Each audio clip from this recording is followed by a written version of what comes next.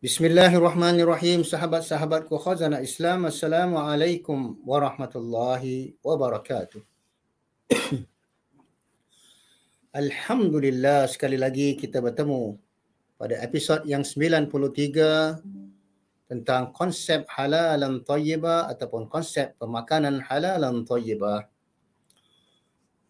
Sahabat-sahabatku khazanah Islam, pada episod yang ke-93 ini kita akan bincangkan tentang konsep pemakanan halalan thayyibah yang ditekankan oleh Allah Subhanahu wa taala di dalam banyak surah-surah, di antaranya adalah surah Baqarah ayat 168. Allah Subhanahu wa taala berfirman, ya ayuhan nas kulu mimma fil ardi halalan thayyibah wala tattabi'u khutuwatis syaitan innahu lakum aduwwun mubin.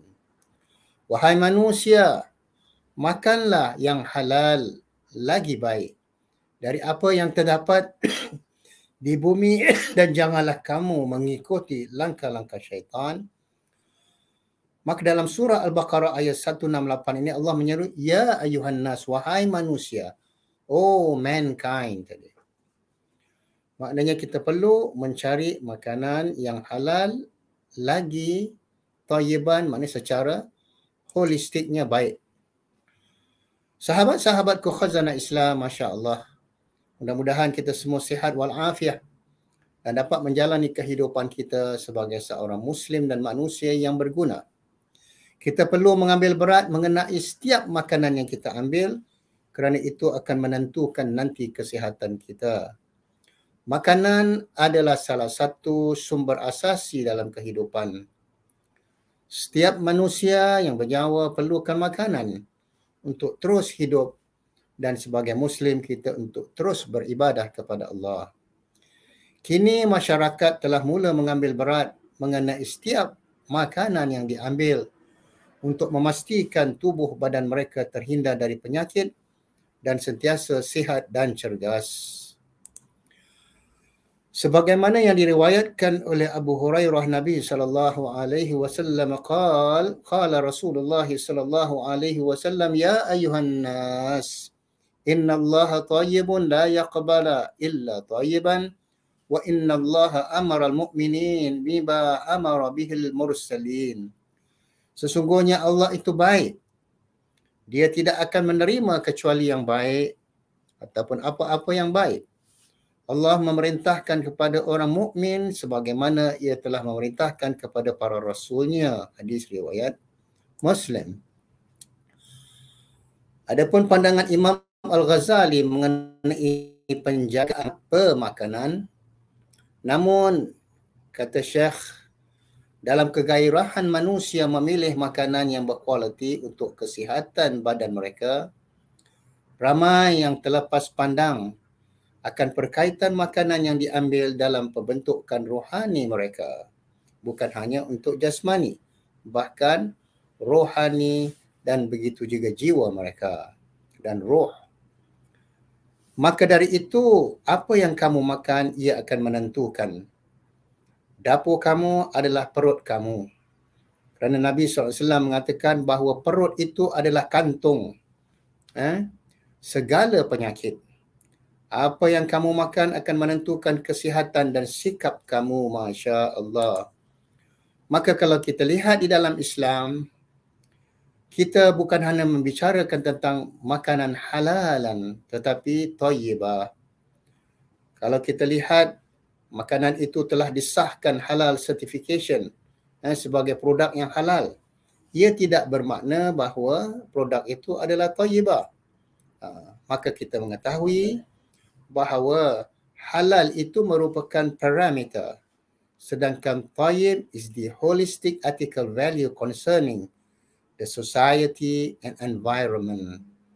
Halal merupakan nilai etika yang secara keseluruhannya berkaitan dengan masyarakat dan sekitaran. Maka dari itu kita tidak hanya melihat halalan sahaja, tapi dia perlu ada GMP, Good Manufacturing Practice. Dia juga perlu mempunyai good hygiene practice, pengamalan kebersihan yang baik.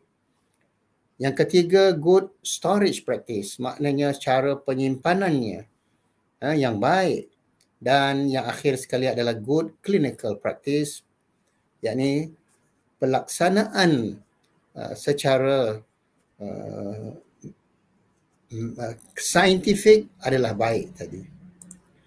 Maka konsep atau prinsip makanan halal dalam Islam ada 6 perkara. Yang pertama adalah halal. Yang kedua, hygiene, bersih. Yang ketiga, berkualiti, berkhasiat. Yang keempat, safety, selamat. Yang kelima adalah efficacy ataupun kejituan. Dan yang keenam, tiada syubhat. Maka inilah konsep halal dan thayyiban. Kalau kita lihat, dia ada 10. Antaranya adalah halalan, mana lawful and permissible in Islam. Yang kedua adalah thayyiban, holistic. Yang ketiga, quality, purify, and therapeutic aspect of evidence. Yang ketiga, yang keempat adalah efficacy, kejituan secara scientific evidence. Yang kelima, safety, selamat. Yang keenam, crude material. Yang ketujuh, plant preparation. Yang ke-8, information for consumer, maknanya informasi untuk pengguna. Yang ke-9, yang ke-8 adalah finished product, maknanya produk yang telah selesai, tamat diproses. Dan yang akhir sekali adalah stability, storage, maknanya penyimpanannya sangat baik dan mantap. Ini tidak berlakunya contamination ataupun pencemaran. Seterusnya, sahabat-sahabatku khazanah Islam, Allah berfirman di dalam surah Al-Ma'idah ayat ketiga.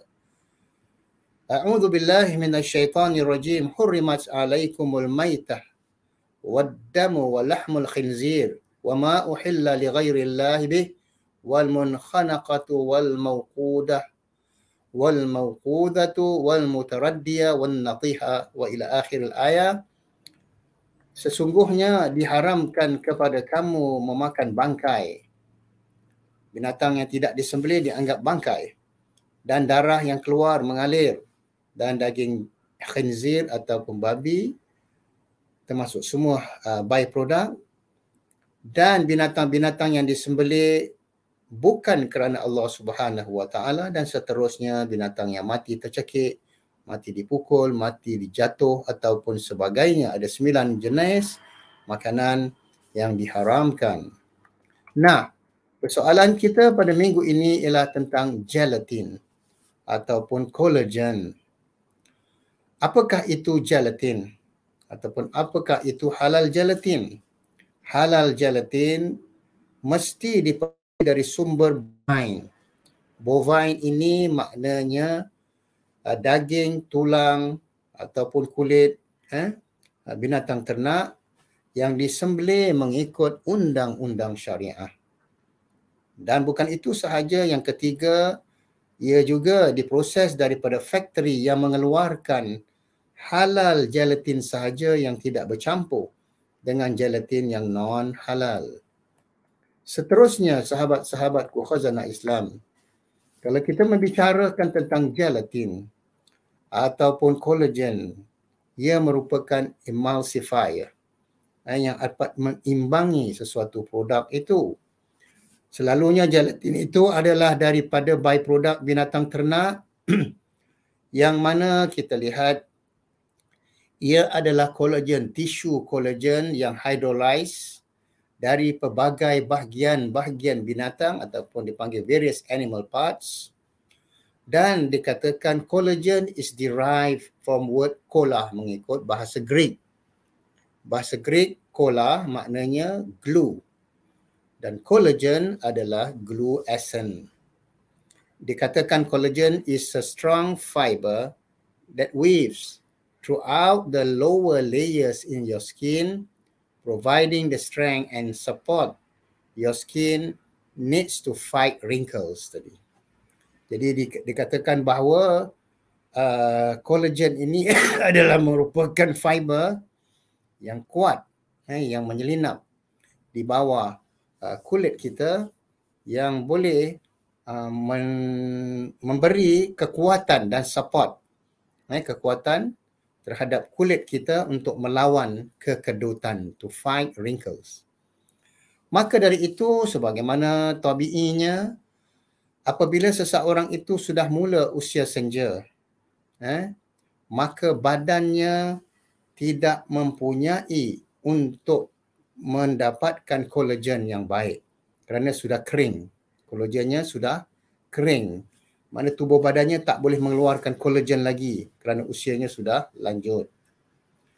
Maka kualiti kolagen yang terdapat pada kulit ataupun rambut ataupun kuku ataupun tulang ataupun gigi, maka ia akan lemah secara beransur-ansur tadi ketika usia kita lanjut. Maka dari itu kerap fiber kolagen akan hilang dia punya texture di dalam tubuh badan kita dan ia akan menjadi kaku. Jadi itulah sebabnya mengapa manusia apabila usianya sudah lanjut memerlukan kolagen. Sebab itulah produk-produk kecantikan mereka akan mengusahakan berbagai macam produk kecantikan, makeup dan sebagainya ataupun suplemen, vitamin dan sebagainya untuk memberi manusia suplemen, vitamin dan sebagainya supaya dia dapat kolagen dan kulit yang anjal. Ketahuilah sahabat-sahabatku khazanah Islam, menurut dalam kitab Halal Book Production oleh Dr. Riaz dan Chowdhury, mengatakan bahawa gelatin ini selalunya dibuat daripada produk-produk binatang ternak. Kehalalannya, status kehalalannya bergantung kepada sumber mentah ataupun raw material di dalam proses pengilangan. Maka menurut Riaz dan Chowdhury dikatakan most gelatin is one of two types. Kebanyakan gelatin ini adalah salah satu daripada dua jenis, sama ada type A ataupun jenis B. Adapun type A ataupun jenis A of gelatin is exclusively made from pork skin and is hence haram for Muslim to use.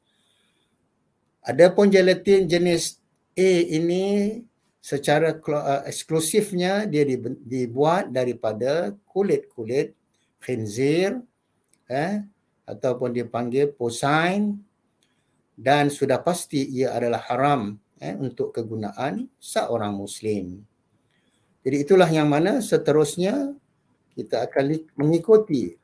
Adapun type B ataupun jenis B, gelatin itu kebanyakannya dia akan dibuat sama ada daripada kulit-kulit lembu ataupun kulit anak lembu yang sudah dimileraiskan daripada tulang berulang lembu tadi. Adapun cattle and calf skins is used in gelatin manufacture are usually from animal slaughtered by non-Muslim.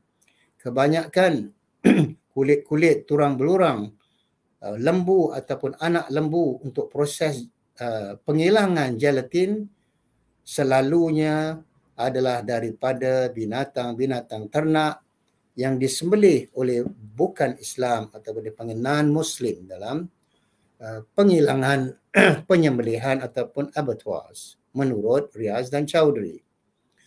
Maka dari itu naklah kita kena sentiasa berhati-hati untuk memilih jenis gelatin yang halalan thayyibah.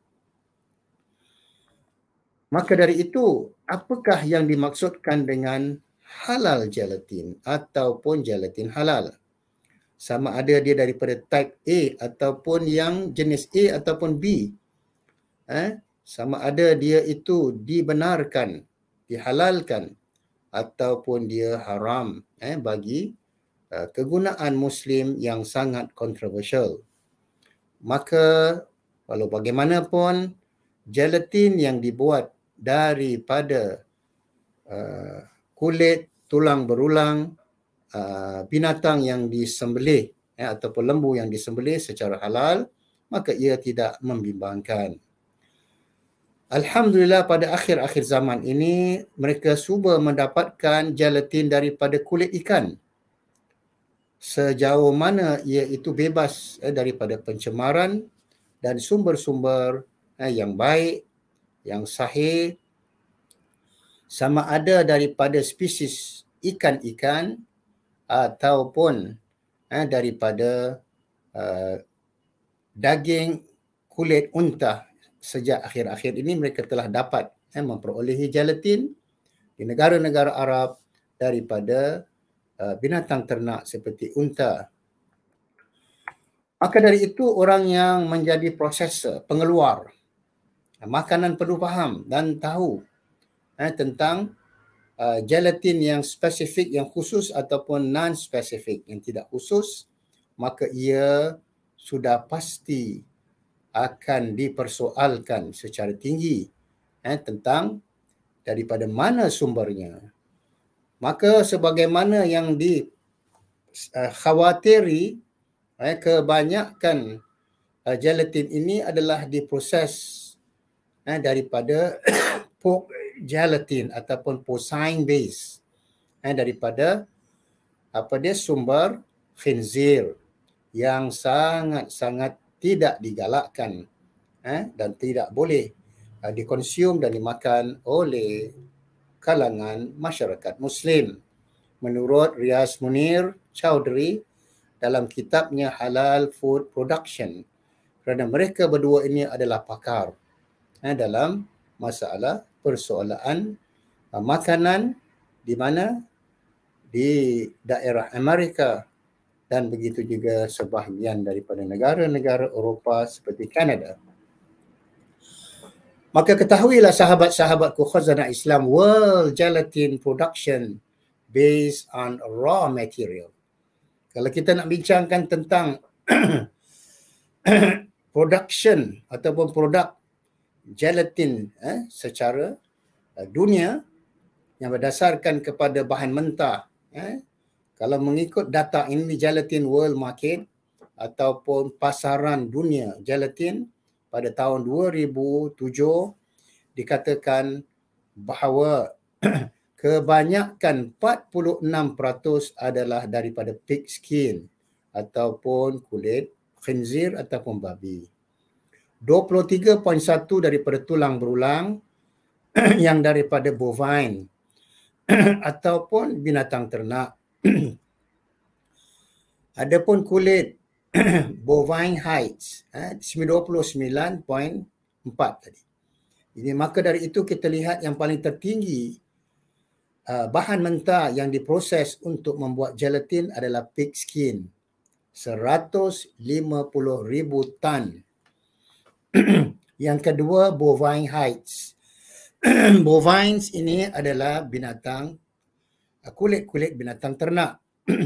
Kalau porcine itu daripada khinzir.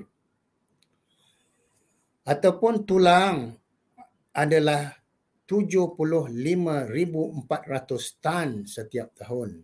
Dan yang lain semua 4,800 daripada tulang binatang-binatang lain. Maka di sinilah sangat mengkhawatirkan kita. Ketahuilah sahabat-sahabatku khazanah Islam, sebelum tahun 2000 kebanyakannya gelatin ini diproses di China, di Jerman dan begitu juga di Eropah. 75% daripadanya adalah daripada sumber yang tidak halal.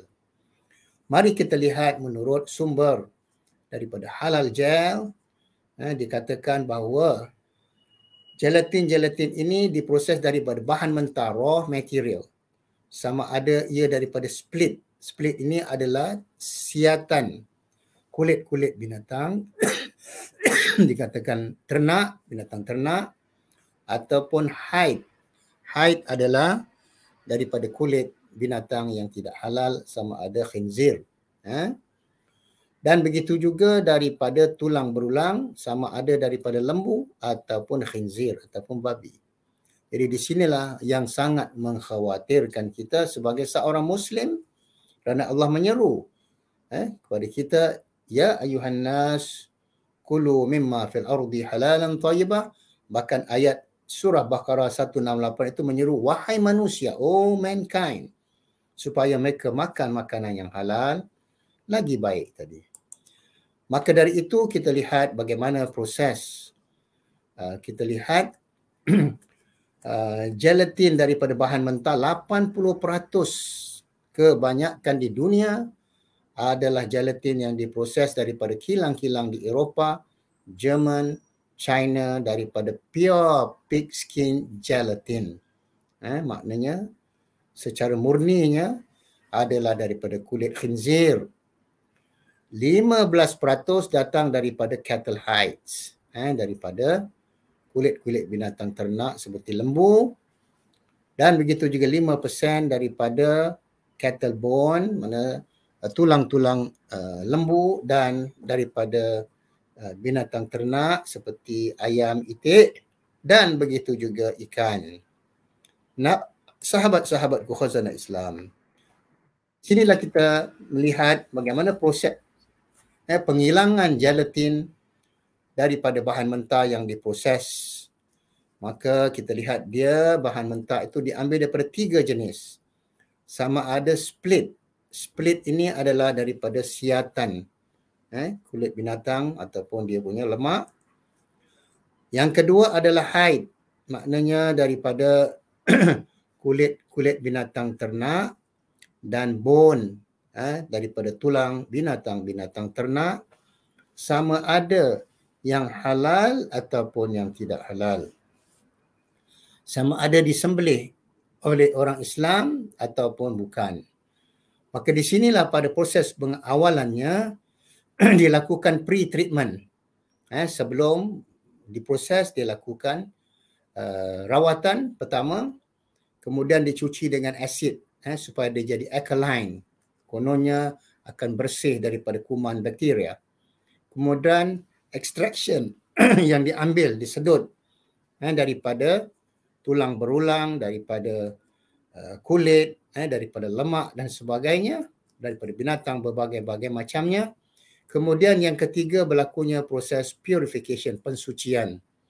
Mereka mengatakan pensucian setelah untuk extraction tadi, ataupun dia lakukan untuk membunuh bakteria-bakteria yang terdapat pada kulit, tulang berulang ataupun sebagainya daripada berbagai macam binatang ternak. Yang keempat adalah berlakunya quality control. Mereka akan tapis dan mengambil semua quality daripada kulit binatang ataupun apa-apa sahaja daripada binatang ini. Yang keenam akan berlakunya sterilization. Dia akan masak sepanas-panasnya untuk membunuh semua kuman. Ini sebagaimana yang dikatakan dalam penghilangan gelatin. Dan akhir sekali yang ketujuh adalah proses pengeringan. Mereka akan mengeringkan gelatin-gelatin ini, maka jadilah dia satu produk. Yang mana kita lihat gelatin ini kebanyakan dia peranannya adalah sebagai emulsifier ataupun dia panggil untuk mengimbangi pemakanan-pemakanan yang hendak diproses. Namun tidak dapat kita nafikan bahawa gelatin ini terdapat di mana-mana. Kerana uniknya sifat-sifat gelatin ini, unique characteristics, gelatin boleh terdapat pada segala produk jenis pemakanan ataupun dia panggil healthcare ataupun sabun, obat-obatan, suplemen ataupun vitamins. Cuba kita lihat ini gula-gula, gummy ataupun pil-pil pharmaceutical, sama ada capsule, hard capsule ataupun soft gel ataupun sugar powder pills. Termasuklah shampoo dan begitu juga makjun ataupun toothpaste, ubat gigi yang kita pakai, dan begitu juga pemakanan yang enak sebagaimana daripada white chocolate, black chocolate, brown chocolate dan sebagainya, sebagaimana pemakanan yang kita makan hampir setiap hari. Dikatakan gelatin is an all-rounder. terdapat di mana-mana. Ia telah digunakan di dunia barat selama hampir 12 kurun. Sama ada daripada proses-proses pharmaceutical ataupun nutraceutical ataupun daripada jenis coklat, ataupun bubble tea, ataupun kek, ataupun keju, ataupun yogurt dan sebagainya. Maka di sinilah kita lihat industri pemakanan, industri pemakanan yang mengatakan bahawa ia adalah merupakan kenapa gelatin ini adalah sangat berguna, kerana ia dapat cair apabila terus kita telan masuk ke dalam tekak kita, badan kita yang panas, maka ia terus cair dan rasa lunak dan dia akan tetap teguh masuk ke dalam tubuh badan kita secara dingin. Maka itulah kita lihat apapun produk-produk tenusu, creamy ataupun yogurt ataupun apa-apa saja cheese ataupun dairy produk-produk tenusu, kebanyakannya semua adalah daripada gelatin, yang mana apabila seorang itu telan, dia akan merasa lega, seperti candies ataupun gummies, gula-gula, dan kegemaran anak-anak kita seperti foamy texture seperti marshmallows yang semangat hampir 70% di kalangan remaja-remaja kita sangat gemar, dan begitu juga anak-anak kita. Cuma bagaimana kita memastikan bahawa gelatin ini daripada industri yang halal atau prosesnya yang halal? Boleh dikatakan hampir 10 produk ini sama ada jelly desserts, gummy jelly seperti ini, ataupun coklat, ice cream, candies, marshmallow, toffees, chewing gum, ataupun yogurt, cheese, butter yang sering dimakan dalam membuat pizza, ataupun apa-apa saja meat by-product, daging-daging yang diproses, termasuklah pemakanan binatang. Maka di sinilah sahabat-sahabatku khazanah Islam bagaimana penggunaan gelatin dalam industri farmaceutical tidak dapat dinafikan, sama ada obat-obatan itu dimasukkan ke dalam hard capsule, maknanya kapsul yang keras seperti ini, yang bawah ini, ataupun soft capsule yang kenjal, yang anjal, yang lembik, ataupun sugar coated pills, ataupun pil-pil yang pahit disira dengan gula supaya mudah ditelan, tablet, serum substitute dan vitamin suplemen dan sebagainya, tidak dinafikan kebanyakannya ada campuran gelatin ataupun kolagen. Maka di sinilah kita lihat sahabat-sahabatku khazanah Islam, apa-apa pun yang datang dalam dunia pharmaceutical, kebanyakannya daripada produk-produk khinzir ataupun bahan-bahan mentah khinzir yang mana tidak dapat dinafikan. Ingredient-ingredientnya datang daripada porcine sources. Porcine ini adalah daripada khinzir, sumber-sumber khinzir. Kalau bovine adalah daripada sumber-sumber binatang ternak. Dan seterusnya kalau kita lihat sebenarnya 70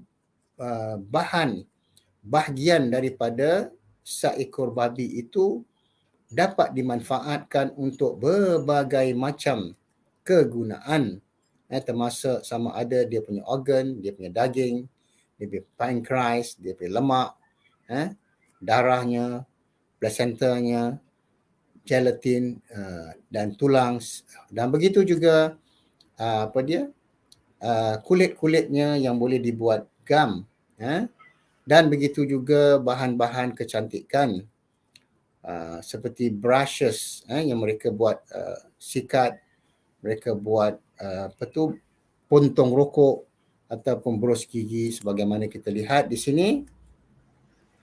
Menurut Halal Gel, bahawa gelatin application in cosmetic and toiletries and personal care, sama ada hair care products ataupun skin care products, nail polishing untuk kecantikan kuku, lotion, beauty product, toothpaste, ubat gigi dan termasuk cigarette butts yang sering digunakan kebanyakan di kalangan masyarakat Muslim.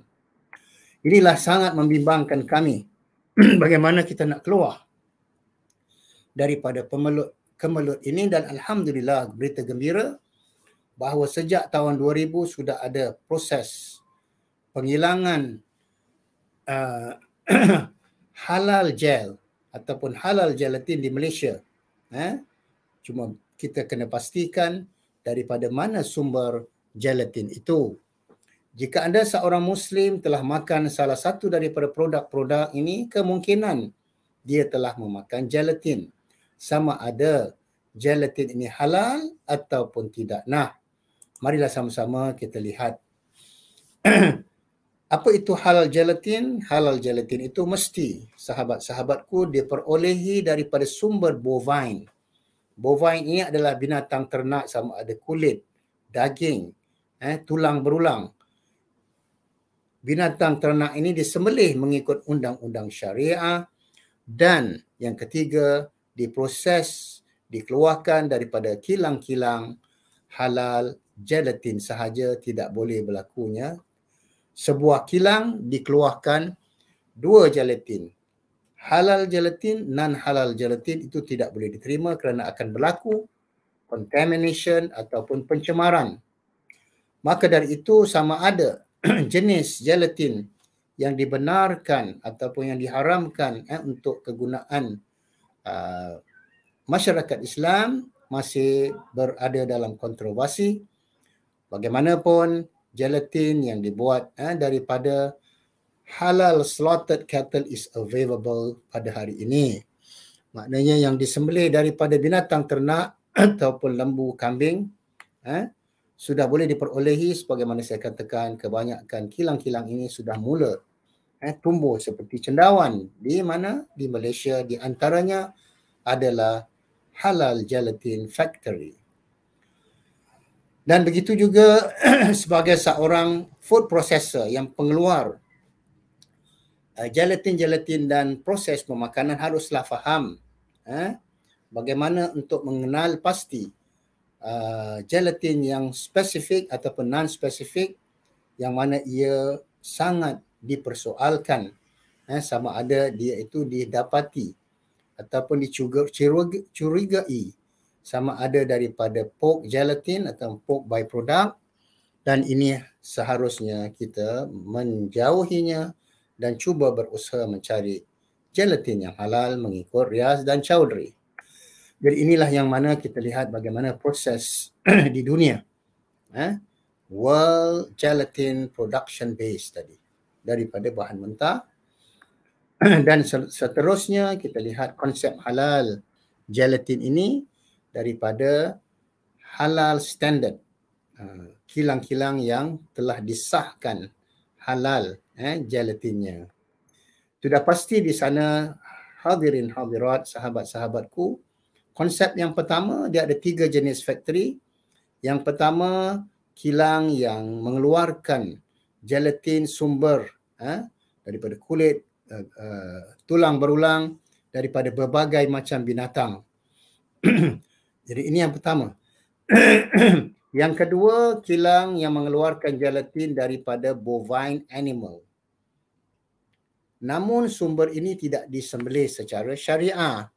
Walaupun dia dikeluarkan daripada bovine ini, binatang ternak, sama ada lembu, kambing dan sebagainya, tapi dia tak disembelih oleh syariah ataupun oleh seorang Muslim, maka ini diragui dan tidak dibenarkan oleh seorang Islam untuk menggunanya. Dan yang ketiga, Masya Allah, ada yang ketiga, factory-factory sama ada di New Zealand, Eropah, Jerman, China juga mengeluarkan gelatin-gelatin daripada bovine animal, mana daripada binatang ternak yang disembelih mengikut syariah, tetapi dalam masa yang sama factory itu juga mengeluarkan non-halal gelatin. Maka inilah mereka mengatakan berlaku kekhawatiran akan berlakunya pencemaran ataupun contamination. Yang keempat, inilah yang kita harapkan, Halal Gel Company of Malaysia telah mengeluarkan Halal Gel, yang mana factory ini mengeluarkan gelatin daripada sumber bovine, binatang ternak yang disembelih mengikut syariah, dan mereka hanya mengeluarkan halal gelatin sahaja. Jadi mudah-mudahan insya-Allah sahabat-sahabatku khazanah Islam, kita nasihatkan kepada anak-anak kita, sanak saudara, teman-teman, kawan-kawan supaya sentiasa mencari makanan-makanan yang kita makan kerana ia akan menjadi darah daging, dan sangat khawatir doa kita, ibadah kita tidak diterima selama 40 hari. Dan apabila sudah menjadi darah daging, inilah amat sukar untuk membersihkannya. Maka dari itu, sama-samalah kita berusaha, sama ada ayah, ibu, sama ada pemimpin-pemimpin masyarakat, sama ada persatuan-persatuan Islam dan pedagang-pedagang Islam, kena berusaha bagaimana menghidupkan 6 prinsip makanan halal dan thayyibah, yakni yang pertama halal, yang kedua bersih, yang ketiga berkhasiat quality, yang keempat selamat safety, yang kelima efficacy kejiduannya, dan yang keenam tidak ada syubhat. Mari sama-sama kita membaca doa. Bismillahirrahmanirrahim. Allahumma barik lana fima razaqtana wa qina adzaban nar. Alhamdulillahilladzi at'amana wa saqana wa ja'alana muslimin. Alhamdulillah hamdan katsiran tayyiban mubarakan fihi. Subhanakallahumma wa bihamdika asyhadu an la ilaha illa anta astaghfiruka wa atubu ilaik. Sehingga bertemu sekali lagi pada episod akan datang.